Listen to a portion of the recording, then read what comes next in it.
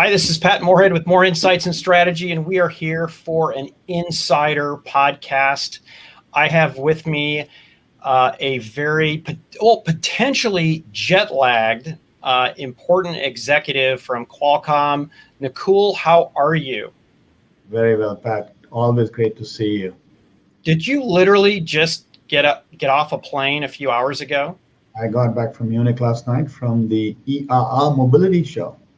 I love it. And you even said like a German would. I'm very impressed. Spending a lot of time with my German friends. Yeah, I spent 6 years of education studying German and spent a couple summers over there as a kid. That doesn't make me fluent, but at least I can order a beer or get a hotel room. That's great. Yeah. So, hey, thanks so much for coming on the show. I think the best place to start, I know we're going to get into what happened at the auto show, but first of all, congratulations on strong numbers and earnings. I was really happy to see the company actually break automotive out. I know, we had seen the backlog like growing like 1, 2, 3, 4, 5, 6, 7. I think we're at $10 billion dollars right now. But anyways. A good part of your the company's diversification strategy. Yeah, no, I think you've been associated with our focus on automotive, I know, for over 5 years. And the great part of the story is this is a market, of course, that is going through a tremendous amount of transformation. But more importantly for us, we've been investing in this market for a long time. We've been building products, engaging with customers, influencing their roadmaps, and a lot of cars are coming out with Snapdragon silicon and Qualcomm modems, and it is just great to see all of the effort, the business development, the product development, the actual engineering, the launches all come together. So, the numbers are a great end result of the efforts that have been put in over a long period of time. Yeah, how many years has Qualcomm been in the automotive electronics business? We started off with telematics with CDMA with General Motors back in 2002. So in the telematics space, we are now in our 10th generation of silicon. But interestingly, in the infotainment business, which we only got into in 2016, we will be launching cars with our 4th generation of silicon end of next year. Oh, that's awesome. Yeah, you can kind of get a sense as to how much the pace has picked up in a very short period of time. Yeah. So, hey, I'm going to start a little bit high level here. I think that's a great introduction for people who may not be as familiar with Qualcomm in the automotive space. But so there's a lot of talk about, quote unquote, digital transformation in the automobile space, in the automotive industry. Even though I try not to use that word too often, it is the truth. It is changing and really providing a lot of opportunities for innovation in the space. So from your perspective, Nakul, what do you think the automotive industry can do to innovate and grow even faster? Yeah. I think what is very clear for everybody, for folks from the outside as well, is automotive traditionally has not been an industry that has had a lot of software capability, either within the automakers or even within the tier one ecosystem. That is changing. A lot of automakers have, of course, realized that and are bringing in this capability. But this is something that is actually foundationally a change that has to be embraced by automakers. One of the things that we believe we did right was we never looked at the opportunity as a semiconductor opportunity. It was a systems platform effort. The idea was to simplify. The idea was to be able to create a horizontal platform that automakers could use and build up on top of.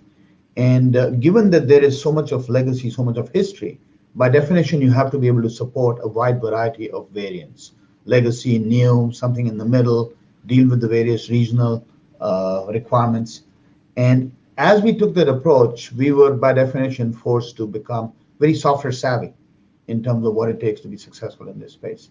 What works well for us nowadays as we engage with automakers is uh, we bring economies of scale and therefore experiences which can save automakers expensive mistakes or reroutes that they might otherwise be taking because they can lean on our experience. We also are engaging in multi-generational conversations. So the whole idea of building something for 3 or 4 years, resetting, starting all over again, there is just not enough time or money or really profit pool to extract to be able to go have that reset type conversation.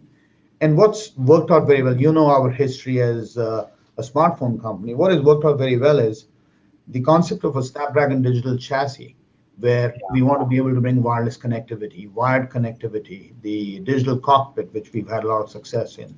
We are now expanding into the ADAS space and build that software platform, that software capability up on top, but keep it open for automakers to be able to bring in what they wish to. If they want us to do more turnkey, we can.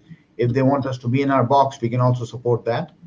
And because we operate at a very wide berth, it allows us to be able to engage in a conversation with automakers that is more of a let's share the investment, let's share in the effort that is required as opposed to we play in our limited sandbox. Yeah, it is. It is incredible the similarities between where the auto industry is going technologically and smartphones, right?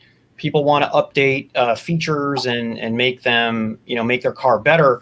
The interesting thing that I don't think even people realized a couple of years back is they were equivocating EVs with, the future of cars, which, by the way, the future is going to be EV, but I think it's going to be primarily software defined, right? You can make in a car electric and it can still be dumb, right? And not updated, which, is why I think things like the Snapdragon Digital Chassis really come into play. For those who may not be as familiar, can you talk a little bit more about what the digital chassis is? Yeah, absolutely. One thing that every automaker is facing is as you start to move towards electrification, there is an opportunity to rethink the electronics architecture of the platform that automakers have been building. And if you look at a combustion engine platform, it has had a legacy of easily 2, maybe even 3 decades in terms of a lot of different changes that have happened, going from small MCUs, domain controllers, but it's a mix. Yeah. With the EV architecture, there is an opportunity for every automaker to rethink what the software and electronics architecture needs to start to look like. Yeah. Now, I use the term digital chassis because it is an easy term for somebody who thinks automotive to understand. But for us, really what it means is when you think about connectivity, there is connectivity in terms of connecting the car internally, wired or wireless. There is the problem statement of connecting the car to the cloud.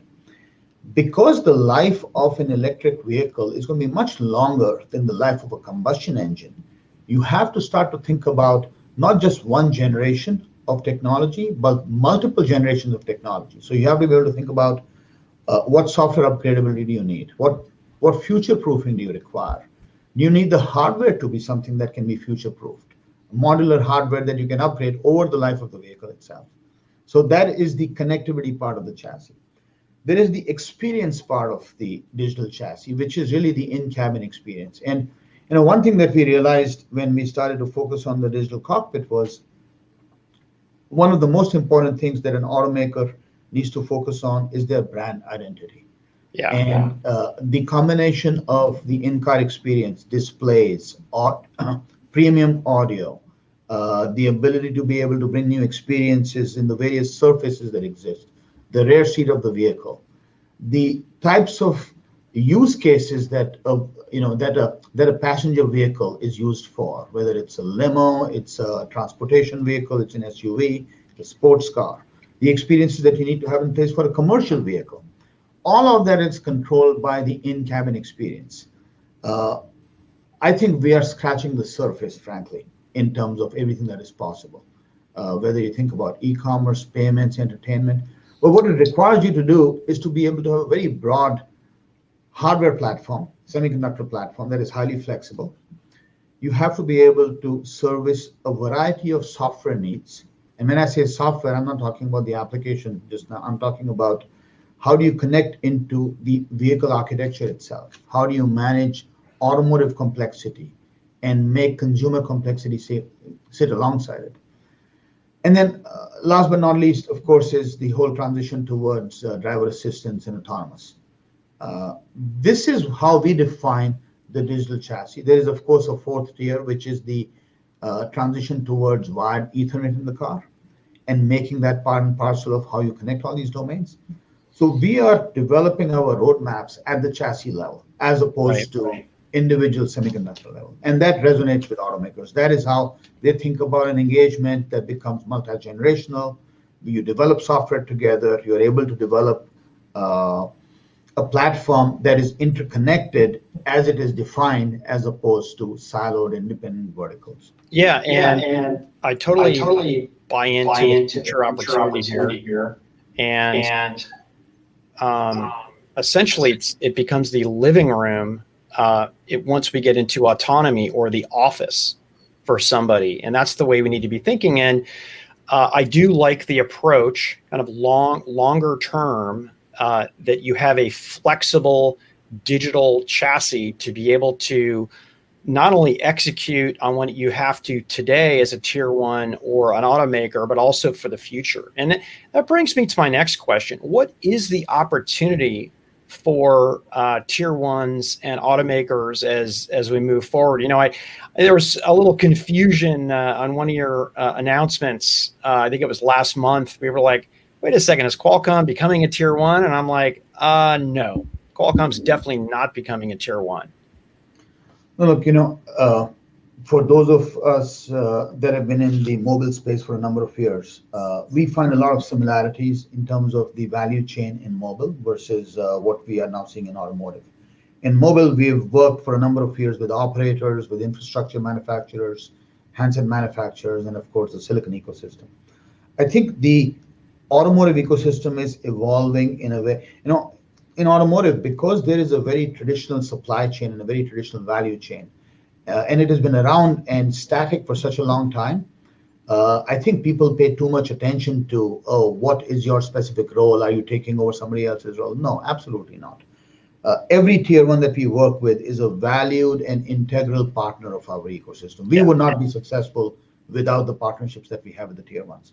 I think what is changing is that the role of technology in the car has become so important for the future of this industry that the relationship equation is changing, in that automakers have to deeply understand what a digital chassis means. We can't build a digital chassis without very close partnership with tier ones. There's no question. But the role that we are playing is one where we are bringing together a much more complete solution. In most cases, also for the benefit of the tier one, because they end up doing a lot of I would say low value integration work that doesn't get compensated, that doesn't get rewarded, that we are now able to go do for them. We see a very balanced partnership with all of our tier one partners. And frankly, I think the automakers see it the same way. Yeah, I tried to clarify my thoughts in a Forbes article. I don't know if you caught that, if you caught that or not. No, this is good. So, and maybe just to touch upon the Forbes article, since you mentioned it. Yeah, I think the acquisition of Veoneer, that's an ongoing transaction. Look, we've had a partnership with Veoneer and Arriver for over a year. We've been very public about what we are trying to go do there. There is nothing that is different from what we have been talking about publicly. We have talked about what we plan to do with the overall asset. So no, we are not trying to become a tier one. That was never the plan. That is not the plan in the future. Yeah, and I knew that not just from talking to you, but it's just a different kind of business model that I don't think that Qualcomm wants to get into. So Qualcomm has really prided itself on being a partner of choice for tier ones and automakers. In fact, by last count, I think 23 out of the last 26 major auto brands work with Qualcomm, which, by the way, I always need to remind myself of that, because it really shows the extent. And you just made another announcement in Germany, partnership with Renault and Google.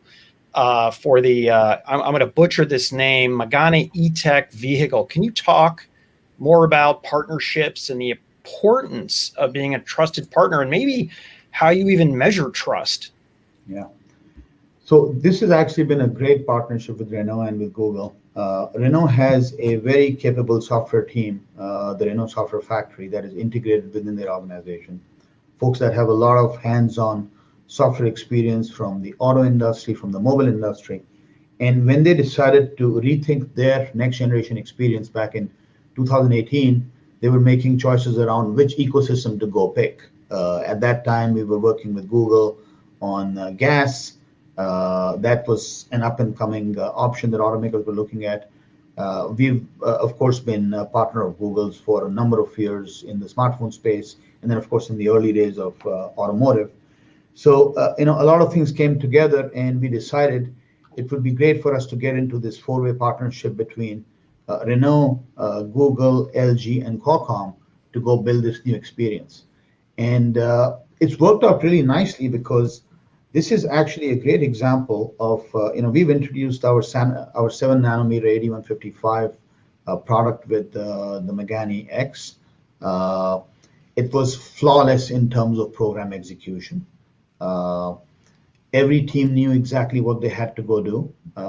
These were software people that were working very closely with each other over this period of time. The hardware platform was designed very cleanly.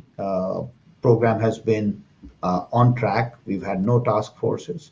The great thing to me was a great example of how we are used to seeing partners come together and launch products. We've done that in a car.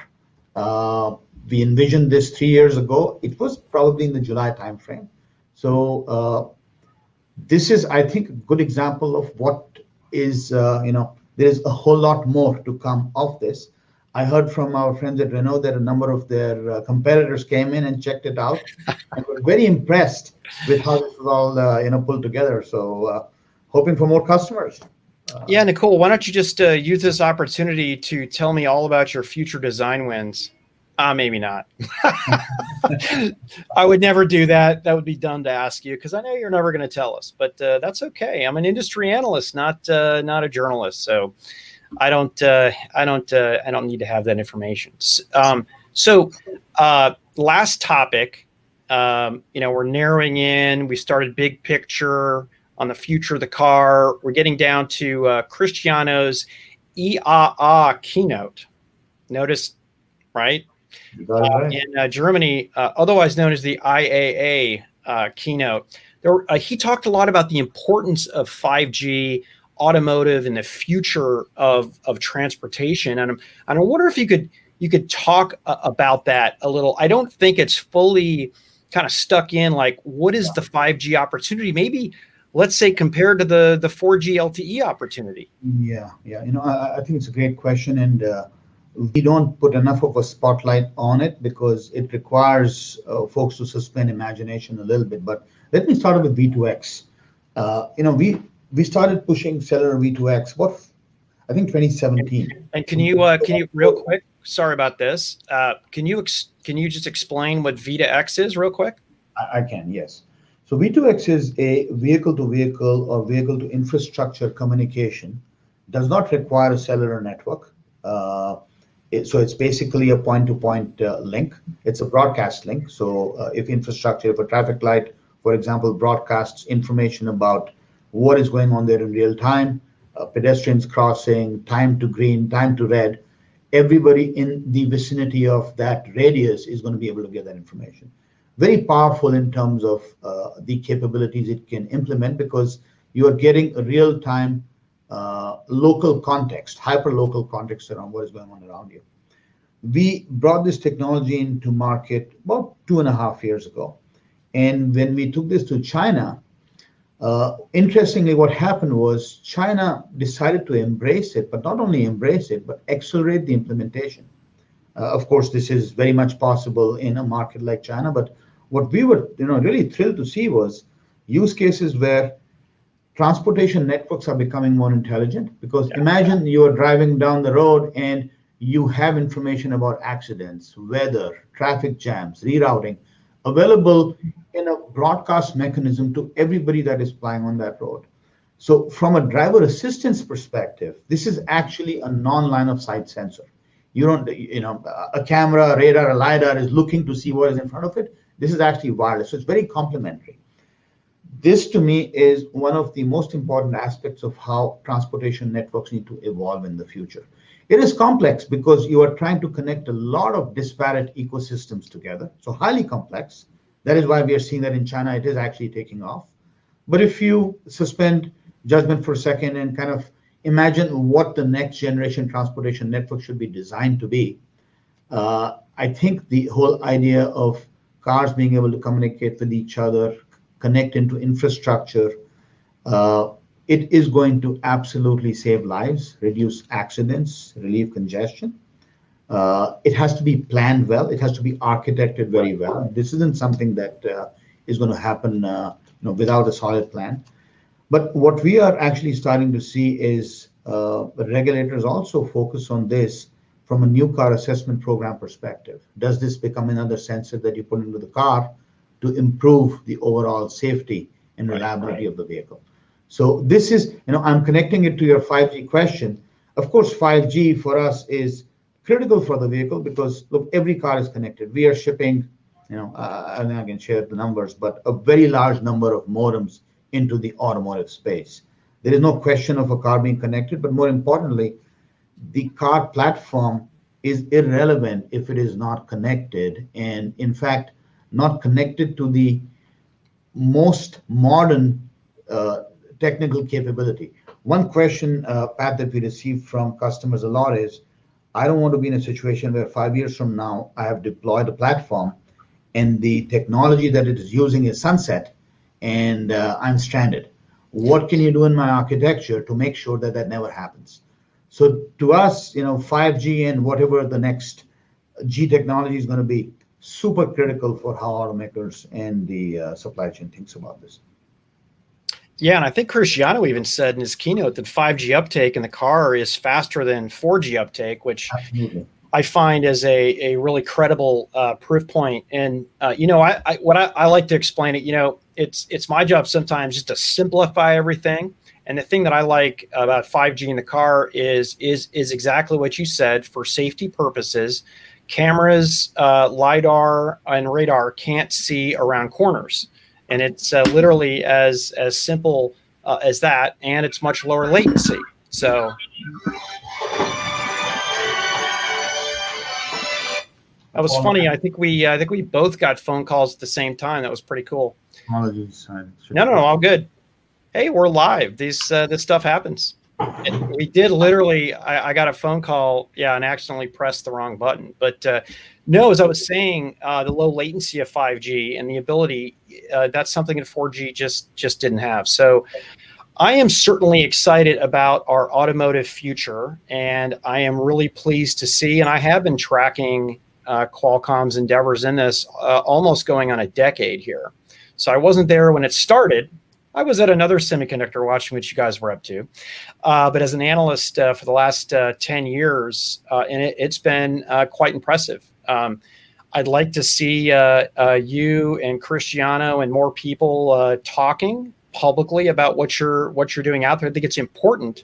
I think the biggest thing that you did that'll get the most attention, broad markets, and I don't think your customers probably care about this, but other people do, is you broke out the automotive numbers, which a lot of times just puts the exclamation point. And my biggest surprise, Nakul, was that you were bigger on a quarterly basis than other companies who are routinely referred to in automotive electronics.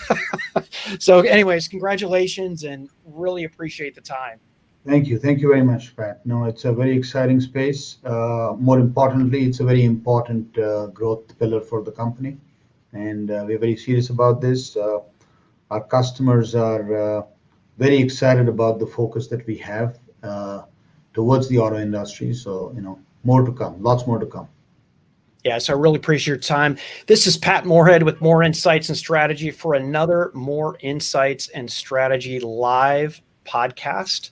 I want to thank Qualcomm and Nakul Duggal for coming in here and right off an airplane too, from Germany. How he did this so crisply and cleanly, I have no idea, but maybe someday I will get those superpowers too that Nakul have. If you liked what you heard today, press that like button and subscribe button.